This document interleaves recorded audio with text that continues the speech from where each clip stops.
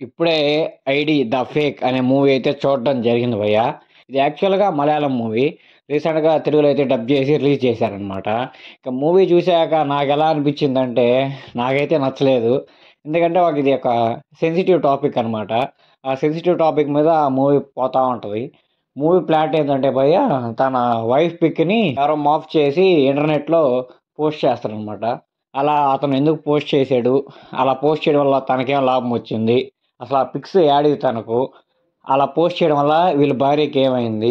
ఇతను ఎలాంటి consequences face చేసాడు? ఇలా దీనన్నిటి మీద స్టోరీ అయితే తిరుగుతా ఉంటది భయ్య. నాకైతే అంత గొప్పగా ఏమి అనిపియలేదు. జస్ట్ ఒక 20-25 మినిట్స్ తీసేయాల్సిన స్టోరీయే ఇది.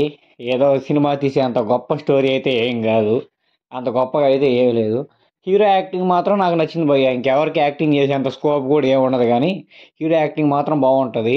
హీరోయిన్‌లు అంతా ఎవరుండరు దీంట్లో. జస్ట్ హీరోనే వాళ్ళ వైఫ్ పిక్ ఎందుకు పెట్టారు అది ఇది అని చెప్పి సినిమాని లాగుతా ఉంటాడు. విలన్‌ని కూడా లాస్ట్‌లో రివీల్ చేస్తారు భయ్య.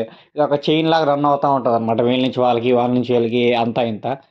కానీ మీరు లాస్ట్ విలన్ చూసేటప్పటికి మీకు అంత హై ఇంటెన్సిటీ అయితే ఏమి రాదు. ఓహ్! అంతేనా మూవీలో ఓహో! దీనికేనా వాడు పోస్ట్ చేసింది అనిపిస్తది.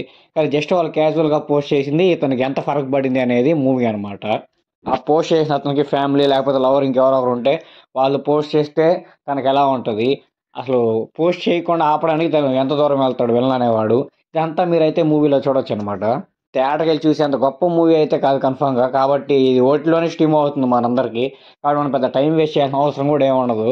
అదే థియేటర్‌కెళ్ళి మన ఎఫర్ట్స్ పెట్టి, డబ్బులు ఖర్చు పెట్టి చూడాల్సిన అవసరం కూడా ఏమీ లేదు. జస్ట్ అలా మూవీ ఓటీటీలో అయితే గనక స్ట్రీమ్ అవుతుంది కాబట్టి, మీకు ఇలాంటి కాన్సెప్ట్స్ మీద బాగా ఇంట్రెస్ట్ ఉంటాయి. ఇలా పిక్స్ మాఫ్ చేసి పెట్టేస్తే వాటిని ఎలా ఫేస్ చేయాలి? ఆ కాన్సిక్వెన్సెస్‌ని ఎలా ఫేస్ చేయాలి? వాటి నుంచి ఎలా బయటికి రావాలి?